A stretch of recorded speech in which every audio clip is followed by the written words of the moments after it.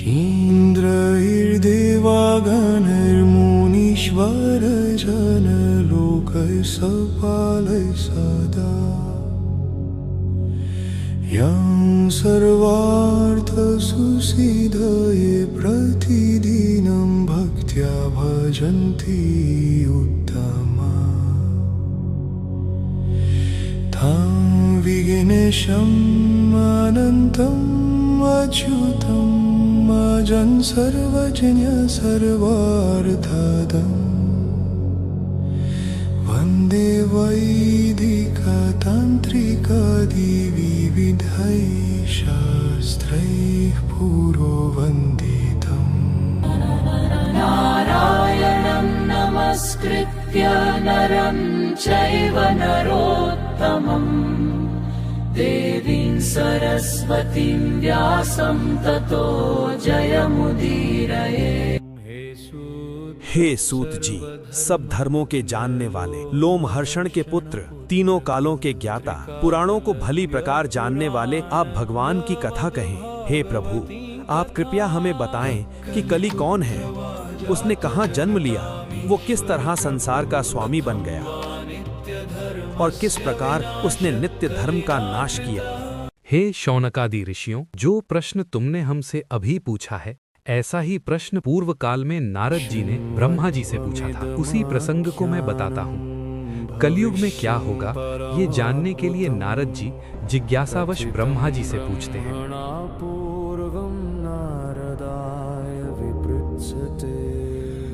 हे पिताजी, यह कलयुग अत्यंत भीषण हो गया है। लोग सत्य और धर्म से दूर हो गए, राजा अत्याचारी बन गए हैं, मनुष्य पाप और लोभ में लिप्त हैं, चारों ओर केवल विनाश दिखाई दे रहा है। कृपया बताइए कि इस समय धर्म की रक्षा कौन करेगा। हे नारद, जब पृथ्वी अत्याचार से पीड़ित होगी और अधर्म चरम पर होगा, तब भगवान विष्णु कल की रूप में प्रकट होंगे। वे शंभल ग्राम में जन्म लेंगे। उनका कार्य धर्म की पुनः स्थापना करना और दुष्टों का संहार होगा। हे प्रभु, ये तो मनुष्य और देवताओं के लिए अत्यंत मंगलकारी समाचार है। कृपया बताइए कि उनका जन्म कैसे होगा। साध माता पिता कौन होंगे, उनके दिव्य लीलाएं कौन कौन सी होंगी। ब्रह्मा जी विस्तार पूर्वक इस प्रसंग को बताते हैं। द्वापर युग में जब भगवान ने अपने शरीर का त्याग कर वैकुंठ प्रस्थान किया और उनकी द्वारिका नगरी समुद्र में डूब गई,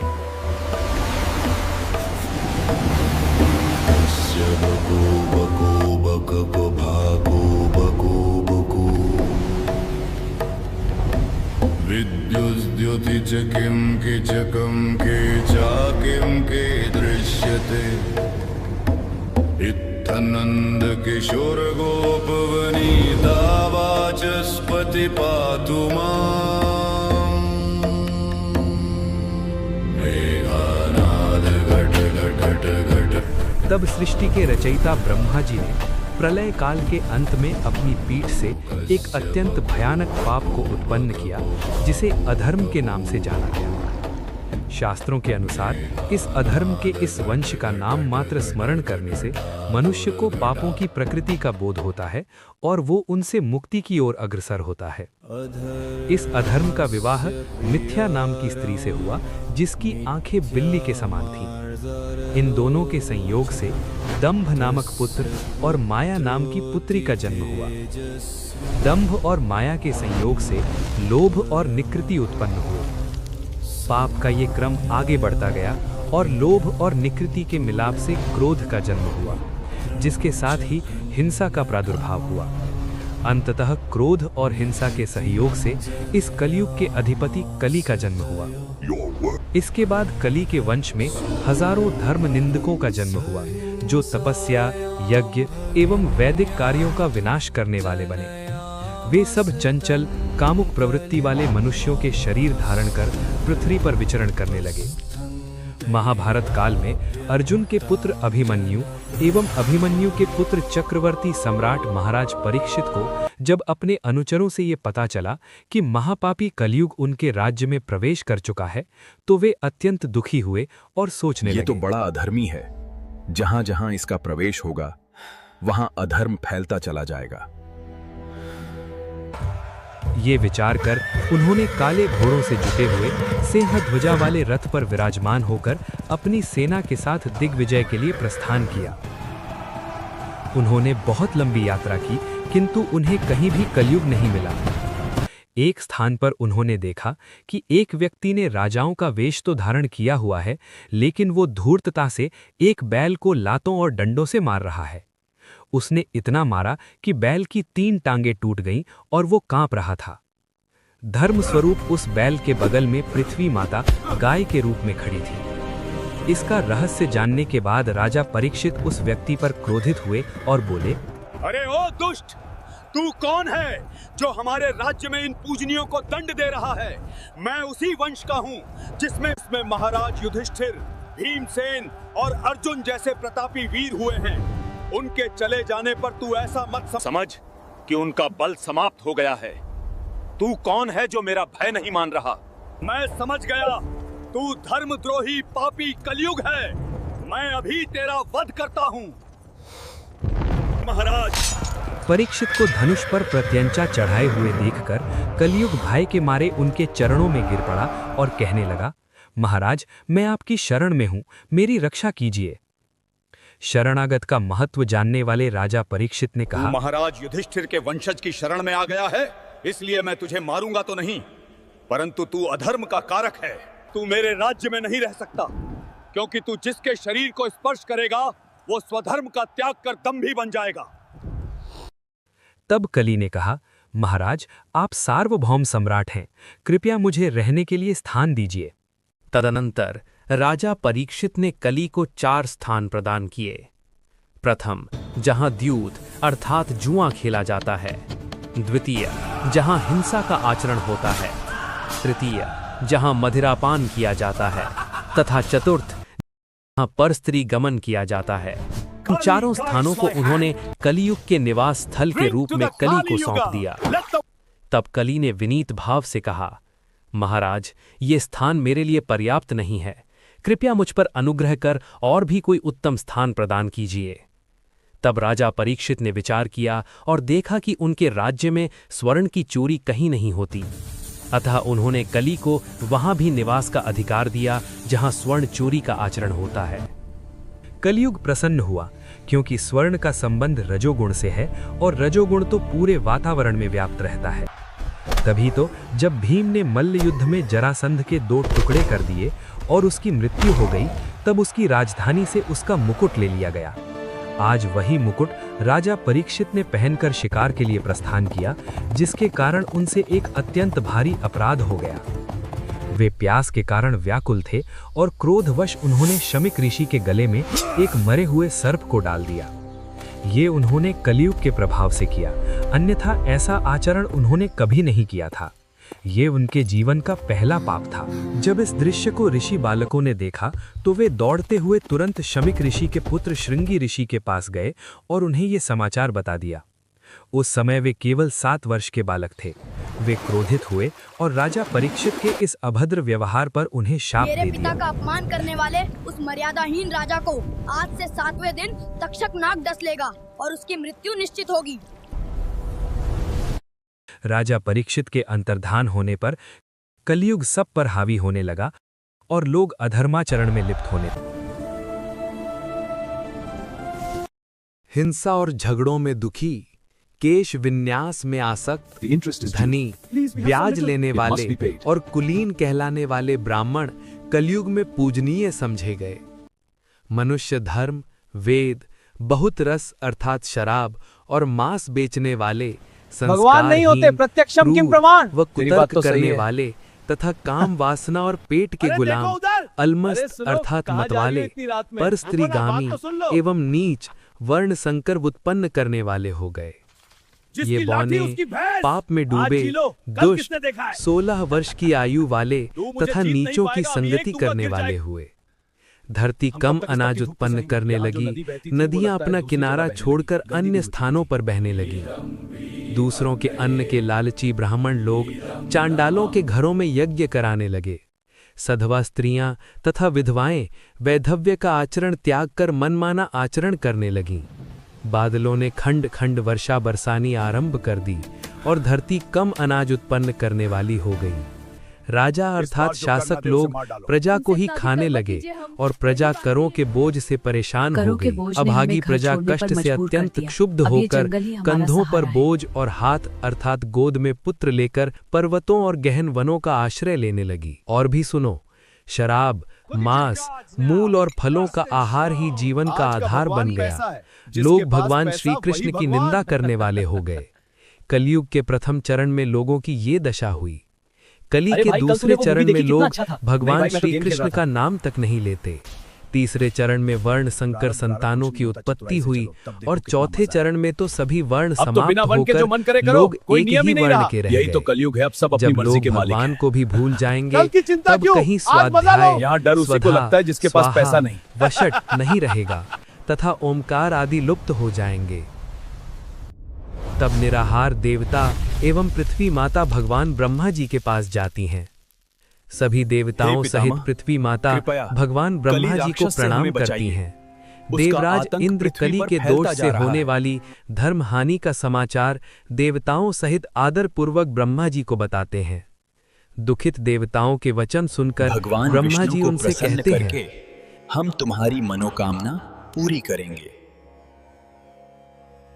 देवताओं को साथ लेकर ब्रह्मा जी गोलोकवासी भगवान विष्णु के पास जाते हैं।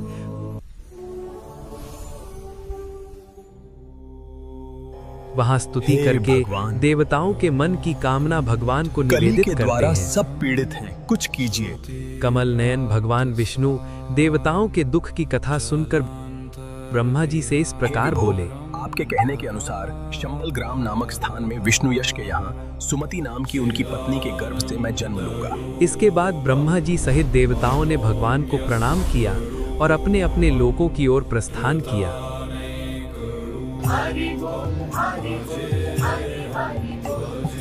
वैशाख मास के शुक्ल पक्ष की द्वादशी को भगवान का जन्म होता है। कृष्णावतार के समान भगवान चतुर्भुज रूप में प्रकट हुए।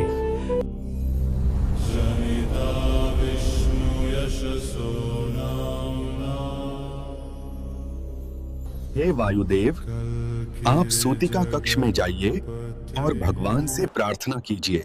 यह रूप तो देवताओं के लिए भी दुर्लभ है। कृपया इसे त्याग कर मनुष्य के समान द्विभुज रूप धारण कीजिए। तब भगवान ने द्विभुज रूप धारण किया। यह दृश्य देखकर माता पिता आश्चर्यचकित रह गए। भगवान की माया के प्रभाव से उन्होंने सोचा कि यह उनका भ्रम है। विष्णु यश जी ने ब्राह्मणों को बुलाकर 100 गायें दान में दी तथा ऋग्वेद, यजुर्वेद और सामवेद के ज्ञाता ब्राह्मणों द्वारा बालक का नामकरण संस्कार करवाया। उसी समय भगवान हरि के बाल रूप के दर्शन हेतु परशुराम, कृपाचार्य, वेदव्यास तथा अश्वत्थामा द्रोणाचार्य के पुत्र भिक्षु वेश धारण कर वहां पहुंचे। इन चारों महापुरुषों के शरीर से सूर्य के समान तेज निकल रहा था। उन्हें देखकर विष्णु यश जी अत्यंत प्रसन्न हुए और उनके रोंगटे खड़े हो गए। उन्होंने आगंतुकों का विधि विधान से पूजन किया और गोद में साक्षात भगवान हरि अर्थात कल्की को देखा। उन विद्वान मुनियों ने जान लिया कि कली के नाश हेतु स्वयं भगवान कल्की ने अवतार लिया है। उन्होंने बालक को प्रणाम किया, संस्कार पूर्ण किए, उनका नाम कल्की रखा और प्रसन्न होकर वहां से प्रस्थान किया। इसके बाद भगवान शुक्ल पक्ष के चंद्रमा की भांति धीरे धीरे बड़े होने लगे। कल्की भगवान के जन्म से पूर्व उनके 3 भाई कवि, प्राज्ञ और सुमंत्रक जन्म ले चुके थे। इसके पश्चात विष्णु यश जी ने कमल नयन सर्वगुण संपन्न गंभीर पुत्र कल्की जी को पढ़ने योग्य देखकर कहा, हे प्रिय, मैं तुम्हारा पवित्र ब्रह्म संस्कार यज्ञोपवीत कर गायत्री सुनवाऊंगा, तब तुम वेदों का अध्ययन करना। तब कल्की जी पूछते हैं, वेद क्या है, सावित्री क्या है, किस प्रकार के यज्ञोपवीत से संस्कारित होकर मनुष्य संसार में ब्राह्मण कहलाता है, इन सब का भेद हे पिताश्री मुझे बताइए। वेद भगवान हरि का वाक्य है। सावित्री वेद माता के नाम से प्रतिष्ठित है। 3 गुणों वाले 3 सूत्रों का यज्ञोपवीत धारण करने से मनुष्य ब्राह्मण कहलाता है। 10 यज्ञों से संस्कारित ब्रह्मवादी ब्राह्मण के पास तीनों लोकों के पोषक वेदों का वास होता है। भक्ति पूर्वक वैदिक तांत्रिक विधि से संपन्न यज्ञ, तप, स्वाध्याय और संयम से ही भगवान प्रसन्न होते हैं। अतः मैं चाहता हूँ कि किसी शुभ दिन ब्राह्मणों द्वारा बंधुजनों के मध्य विधि विधान से तुम्हारा उपनयन संस्कार करूं। वह द्विज कहाँ है जो संपूर्ण जगत का उद्धार करता है और सतमार्ग पर चलकर भगवान को प्रसन्न करते हुए तीनों लोकों के मनोरथ पूर्ण करता है। पिताश्री ने उत्तर दिया, बलवान कली के अत्याचार से पीड़ित होकर वे प्रायः दूसरे देशों को चले गए हैं। जो थोड़े से तपस्वी ब्राह्मण कलयुग में रह गए हैं वे धर्महीन, क्रियाहीन, काम वासना और पेट के गुलाम बन गए हैं। इस युग में ब्राह्मण अपनी रक्षा करने में असमर्थ होकर शूद्रों की सेवा करने लगे हैं।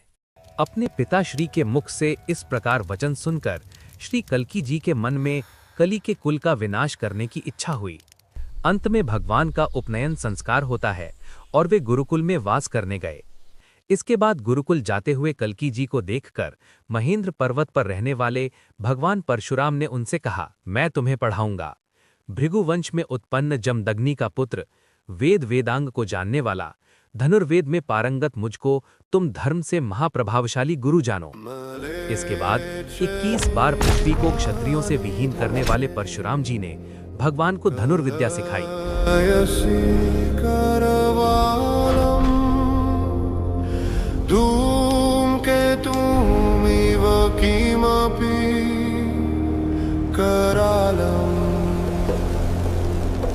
उन्होंने विधि पूर्वक वेद वेदांगों की शिक्षा भी भगवान को दी। अल्प समय में ही भगवान ने 64 कलाओं और वेदों सहित धनुर्विद्या सीखकर भगवान परशुराम से विनम्रता पूर्वक हाथ जोड़कर कहा, हे प्रभु, जिस दक्षिणा से मेरी सर्व सिद्धि होगी और जिस दक्षिणा से आप संतुष्ट होंगे वह दक्षिणा क्या है, ये जानने की मेरी प्रार्थना है। परशुराम जी ने कहा, हे श्रेष्ठ, कली के विनाश के लिए ब्रह्मा जी ने भगवान विष्णु से अवतरित होने की प्रार्थना की थी। हे देव, वे ही आप विष्णु भगवान संभल ग्राम में अवतरित हुए हैं। मुझसे विद्या, भगवान शंकर जी से अस्त्र और वेदज्ञ शुक से सिंहल देश की अपनी अर्धांगिनी पाकर वेद के वाममार्गी राजाओं एवं राक्षस कली का विनाश कर धर्मराज मरु और देवापी को स्थापित करेंगे। आपके इस उत्तम कार्य से ही हम संतुष्ट होंगे और यही हमारी दक्षिणा है। इसके बाद भगवान शंकर जी की आराधना के लिए श्री कल्की जी बिल्वोदकेश्वर शिवजी के पास जाते हैं। भगवान कल्की विधि पूर्वक पूजा करके आशुतोष भूत भावन भगवान की स्तुति आरंभ करते हैं। शरण्यं भूतावासं वासुकी कंठभूषम् त्र्यक्षं पंचास्यादिदेवं पुराणं वन्दे सान्द्रानन्दसन्दोहदक्षम् योगाधीशं कामनाशं करालं गङ्गासङ्गक्लिन्नमूर्धानमीशम् जटाजूतोटोपरिक्षिप्तभावं महाकालं चन्द्रभालं नमामि। श्मशानस्थं भूतवेतालसङ्गं नानाशस्त्रैः सङ्गशूलादिभिश्च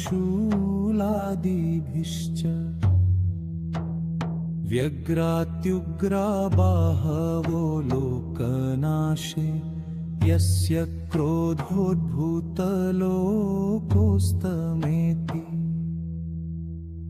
यो भूतादिपञ्चभूतैः सिसृक्षुस्तन्मात्रात्मा कालकर्मस्वभावे प्रहृत्तेदं प्राप्य जीवत्वमीशो ब्रह्मानन्दे क्रीडते तं नमामि। स्थितो विष्णु सर्वजिष्णु सुरात्मा लोकान् साधुं धर्म से तुम बिभर्ति ब्रह्माद्यं श्रेयोभिमानी गुणात्मा शब्दाद्यङ्गैस्तं परेशं नमामि। यस्याज्ञावायवो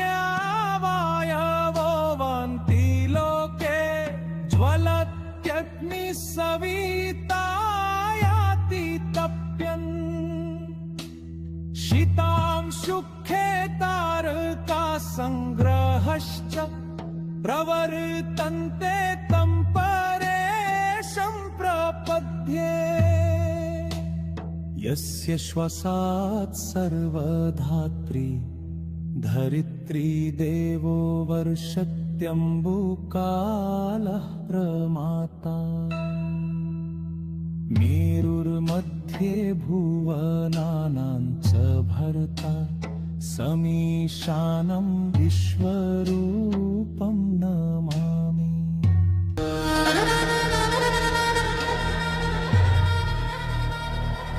मृत्युंजयाय रुद्राय नीलकंठाय शंभुवे अमृतेशाय स्तुति समाप्त होने पर भगवान शंकर माता पार्वती जी के साथ मैं प्रकट होकर आपको ये बोलते हैं। शीघ्र गति वाला बहुरूपी गरुड़ अश्व और ये सब जानने वाला तोता देता हूँ।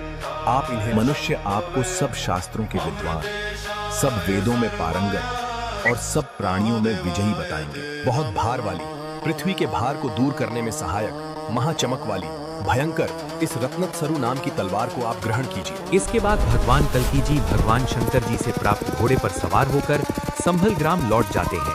यद्दोर्दण्ड कराल सर्प कवज्वाला ज्वलत्विक्र रत्नेत्रु खर्गवरांग दग्ध नृपते क्षितिक्षोभका शश्वत सैंधव वाहनो द्विज जनि कल्कि परात्मा हरि भायात् सत्ययुगाधिकृत स भगवान् धर्म प्रवृत्त प्रियः